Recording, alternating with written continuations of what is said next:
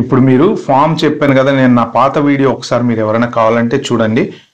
Form 6059 ఎలా fill up చేయాలి అనేది నేను చెప్పాను. నేను ఆ ఫామ్లో మీకు ఈ సెక్షన్లో ఇక్కడ చూసుకుంటే కొంత క్లారిటీగా ఉంది. Right. Declare all articles on this declaration form. Duty.